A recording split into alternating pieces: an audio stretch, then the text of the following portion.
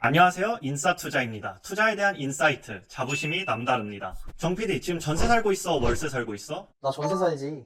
나는 월세 사는데 월세 살 마음은 없어? 월세는 뭔가 매달 나가는 돈이어서 전세 살면 돈 그대로 돌려받으니까 공짜로 사는 거 아니야? 아니지. 봐봐. 전세는 돈이 그대로 돌아오는 게 아니야. 물가가 오르니까 돈이 썩어서 돌아오는 거지. 예를 들어서 2년 전보다 월급, 짜장면값, 점심값 모두 올랐잖아. 돈의 가치가 낮아진 만큼 손해를 보는 거지. 월세는 매달마다 돈을 삥 뜯기는 거고, 그리고 제일 중요한 목돈이 묶이잖아. 월세는 없어지는 돈, 전세는 돌아오는 돈으로 인식하는 사람이 많은데 과연 진짜 그럴까요? 전세가 탄탄 어떤 경우에 전세를 사는 것이 좋을까요? 정PD, 현재 전세 사는데 전세금 얼마야? 집주인이 전세로 살면 1억, 월세로 살면 500에 60 정도라고 하더라고. 또 버팀목 대출 이율이 1.5%로 전세로 살고 있잖아. 이런 경우에 전세 사기만 조심하면 전세로 사는 게 무조건 이득이야. 봐봐. 전세 1억에 1.5%로 빌리면 이자가 한 달에 12만 5천 원인데 월세는 한 달에 60만 원이니까 두 개를 비교해보면 정PD는 전세 살면 한 달에 47만 원을 아끼는 거야. 저금리를 활용하면 정말 좋은 전세지. 아니 서울에 어딜 가가지고 한 달에 12만 5천 원으로 방을 구하겠어, 안 그래?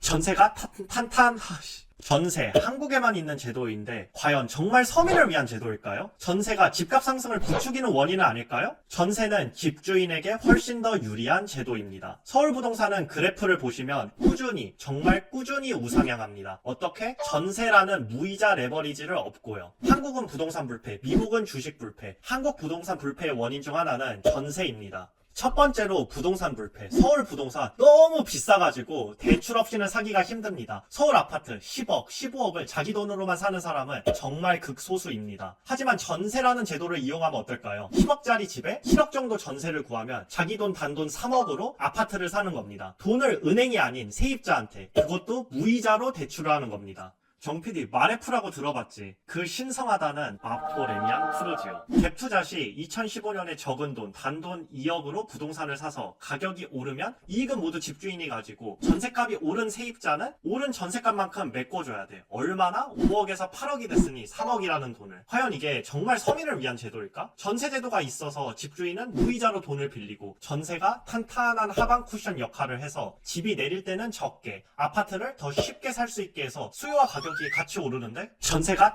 탄탄 최저임금, 물가가 오르듯 서울 부동산 가격 꾸준히 우상향하는 것을 그래프에서도 보실 수 있습니다. 그러면 전세 정말 돌려받는 돈일까요? 여기서 오해하는 게 전세는 공짜로 산다는 생각입니다. 절대 공짜로 사는 게 아니에요. 돈을 돌려받지만 물가는 상승하니 돈이 조금씩 썩어서 돌아오는 겁니다. 월세는 돈을 매달 내는 거고 전세는 돈이 조금씩 사라지는 개념입니다. 전세가 탄탄 서울 아파트 가격은 꾸준히 오르는데 전세 비중은 70%에서 47%로 꾸준히 낮아집니다. 왜 그럴까요? 불안감과 전세가 더 비싸기 때문입니다. 사람들이 점점 더 전세를 선호하지 않고 있습니다. 22년도에 빌라왕, 전세 사기, 당연히 돌려받을 줄 알았던 전세금을 못 받을 수도 있다는 불안감, 월세 내기가 아까워서 전세를 선호했는데 오히려 믿었던 전세금을 못 받는 경우 서민들이 감내해야 할 고통은 너무나도 큽니다. 그 피해자는 2030 사회초년생들이 주를 이룹니다. 두 번째로 최근 전세 가격과 금리가 치솟으면서 저금리 대출을 받지 못하는 경우 5%대 전세 대출보다 월세가 더 싼 경우입니다. 내가 받는 대출이 저금리가 아니면 월세가 전세보다 싸고 더 안전할 수도 있습니다. 세 번째로 가장 중요한 기회비용을 고려해야 합니다. 코로나, 21년 금리 인상 같은 위기에 주식, 부동산, 채권 모든 자산은 하락합니다. 하락은 다른 말로 기회입니다. 신분 상승을 하고 좀 더 나은 삶을 살 수도 있다는 기회. 하지만 종잣돈이 없으면 그것은 기회가 아닙니다. 전세금으로 돈은 묶여 있고 매달 월세를 내지 않는다는 심리적 안정감을 주는 전세, 결국 위기에 기회를 잡지 못하는 부메랑으로 돌아옵니다. 종잣돈은 다 집주인이 갖고 있고 투자할 돈은 없으니까요. 전세금 올려줄 목돈을 계속해서 벌어야 합니다. 전세가